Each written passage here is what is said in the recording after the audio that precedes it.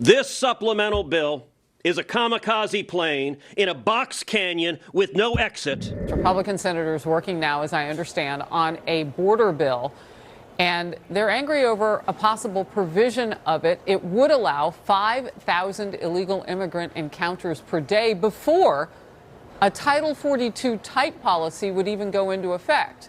Here's a bit of reaction yesterday.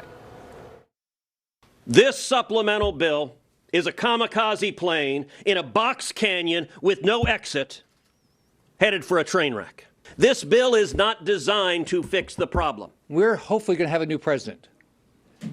When we get a new Republican president, we should make sure we don't pass a bill that's going to impact their ability to secure the border. Part of my problem with the 4,000 threshold that's discretionary, and then the 5,000 that's mandatory shutting down the border. And my first question on that is, well, how are you going to do that? The Congressional Budget Office reported a record 860,000 gotaways last fiscal year. And yesterday, you, Senator, sent a letter to DHS Secretary Alejandro Mayorkas, quoting, "The numbers tell the tale. You have utterly failed to secure the southern border." Senator.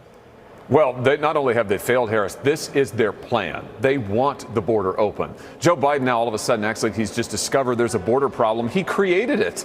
He wants this border open because this is his agenda to totally crash our immigration system. Listen, 186,000 gotaways last year. That's more than the population of St. Louis and Kansas City in my state combined. Over 2 million illegal immigrants across the border while Joe Biden has been president. And I'll just say this, if he's serious about actually tackling this, he could reinstate Title 42. If the Senate wanted to do something about this, we could reinstate Title 42. We could reinstate Remain in Mexico. We could close the border. But that's not what's under discussion. All I hear about this deal, it's just a way to normalize 5,000 people coming over the border illegally every year. There's no way I'm going to vote for that.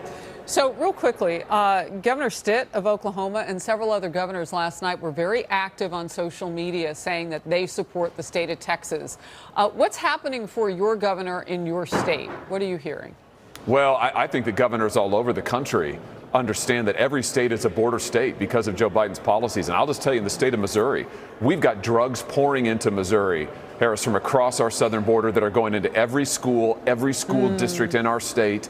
They're coming from Mexico. They're coming across that border. And I just say Texas, I think, is right here. The Supreme Court got this wrong. And I've actually introduced legislation that would allow Texas and every other state to enforce our nation's border laws. If Biden won't do it, let the states do it. But in any event, close that border. I mean, this is an invasion by the cartels. It is deliberate, and it is literally killing people in my state. So tell me about what you have going forward and what you need to push that through. I mean, we saw 14 Republicans last week join a Republican-led resolution in the House to condemn the Biden border crisis. So what's it like inside the Senate?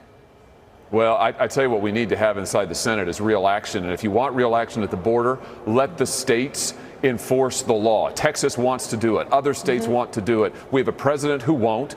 So let's make it easy. Let's just say if a state wants to enforce the federal law on the border, let's let them do it. At least Texas is willing to do it. We all need to stand with them and shut this border down and protect our people. Look, I think Governor Abbott gets it. It may be what he wants. Maybe he doesn't. He has to, because somebody has to protect the people, the American citizens.